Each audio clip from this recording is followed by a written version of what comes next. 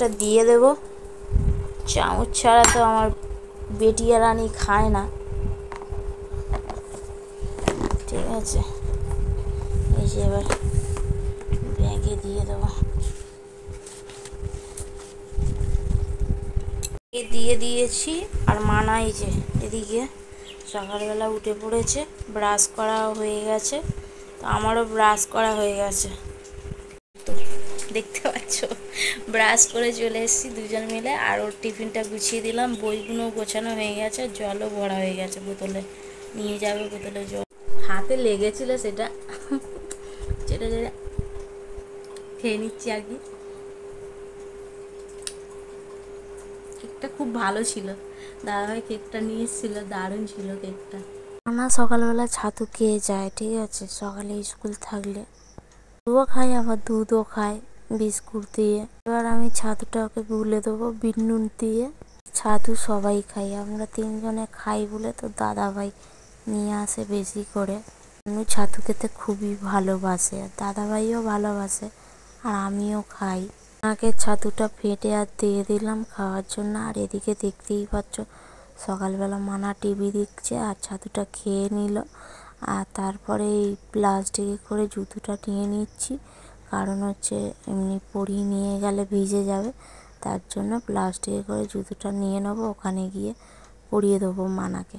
ওর বইপত্র টিফিন ফিফিন সব গোছানো হয়ে গেছে। আর এদিকে আমি এটা চুলটা আঁচড়ে নিচ্ছি ভালো করে, তারপরে নিয়ে যাব ওকে স্কুলে।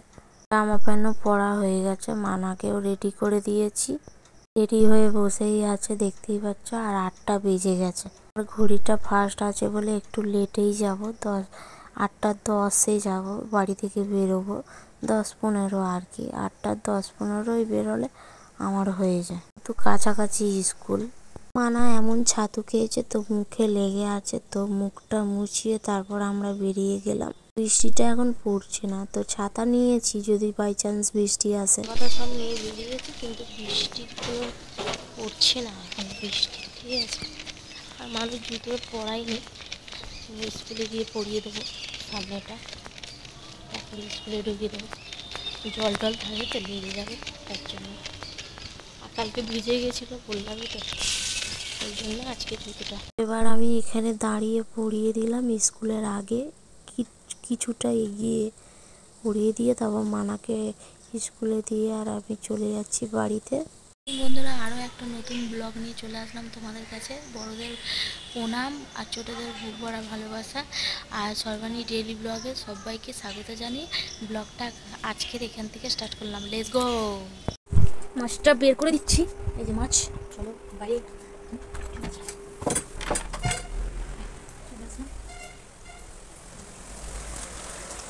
এবার আমি জল দিয়ে এটাকে ভিজিয়ে দেবো আর কি, তবে বরফটা ছেড়ে যাবে। তো রান্না করব সকালবেলা, মানা আবার 12টার সময় চলে আসবে, তো 12টার সময় চলে আসবে তো খাবে, তার জন্য তাড়াতাড়ি রান্না বসিয়ে দেবো।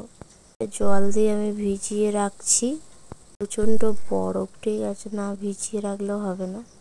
তো আমার সব কাজ বাজ কমপ্লিট হয়ে গেছে, আর আমি খেতেও বসে গেছি, দেখতেই পাচ্ছ মুড়ি নিয়ে নিয়েছি। ফাইনালি এবার রান্না করার জন্য চলে আসলাম রান্নাঘরে, বালতি বালতি নিয়ে আর কি, জলের বালতির জন্য আর কি।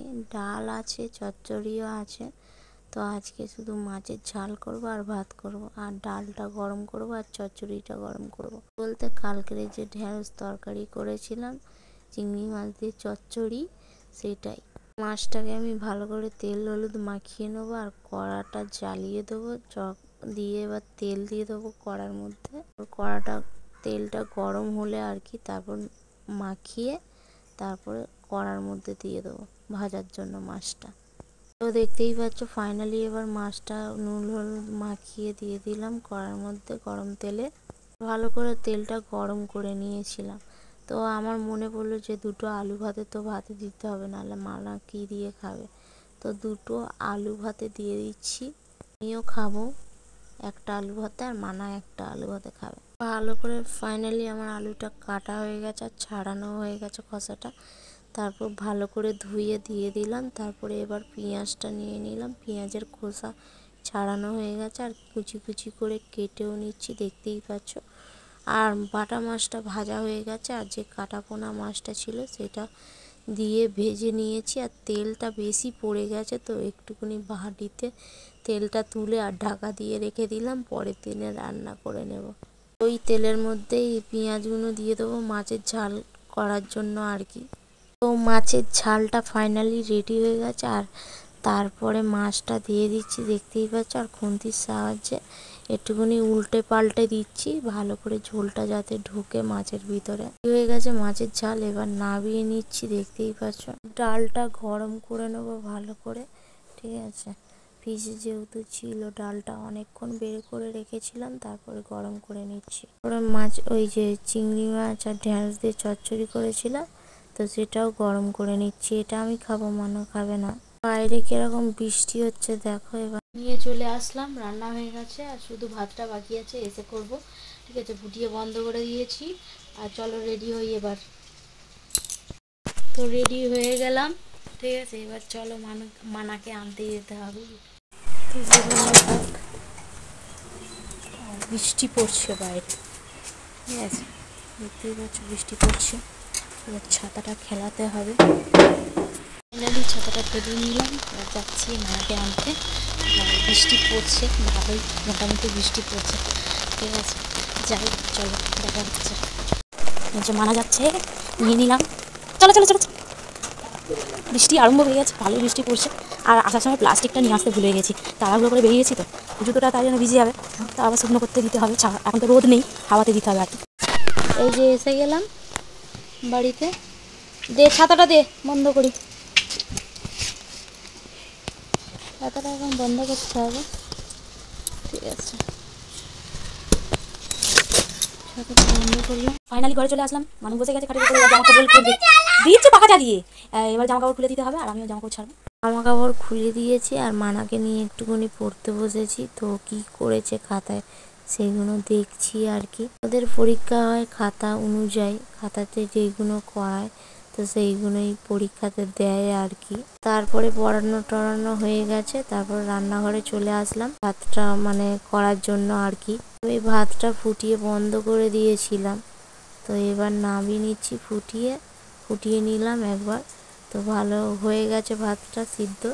তো নামিয়ে নিয়ে এবার ফ্যান গালিয়ে নেবো আর কি। আজকে বড় হাঁড়ি বসিয়েছি, নালে প্রায় দিন ছোট হাঁড়িতেই করি আর কি বেশিরভাগ। ভাতটা করা হয়ে গেছে, তো আমি চলে আসলাম নিচেতে। চান টানও করা হয়ে গেছে মানা আমার। তো এবার যাব পুজোটা করতে। পুজো করা কমপ্লিট, আর খেতে বসে গেছি, দেখতেই পাচ্ছ। মানার খাওয়া হয়ে গেছে, আর আমি এদিকে খাচ্ছি ঝাল ডাল দিয়ে খাওয়া হয়ে গেছে, ডাল আলু ভাতে আর কি। মাছের ঝালটা দিয়ে খাচ্ছি। তো এবার মানা 2টোর সময় খেতে বসেছিলাম, তো খেতে খেতেই 3টে বাজতে যায়। এবার যাবে মানা পড়তে, ঠিক আছে। তারপর পড়তে দিয়ে এসে আর আমি একটুখানি ভিডিও করে নিলাম। আজকে ভিডিওটা এই পর্যন্ত। যদি ভালো লেগে থাকে লাইক কমেন্ট শেয়ার, আর চ্যানেলটা প্লিজ সাবস্ক্রাইব করে দেবে। আরও একটা নতুন ভিডিও দেখা হচ্ছে তোমাদের সাথে। আর আমার অবস্থাটা দেখো, সব জামা কাপড়গুলো নিচে নিয়ে আসতে হচ্ছে, সব দড়িতে ছিল আর কি, শুকনো হয়নি, ভিজে ভিজে আছে। টাটা বাই বাই, এখানেই শেষ করলাম।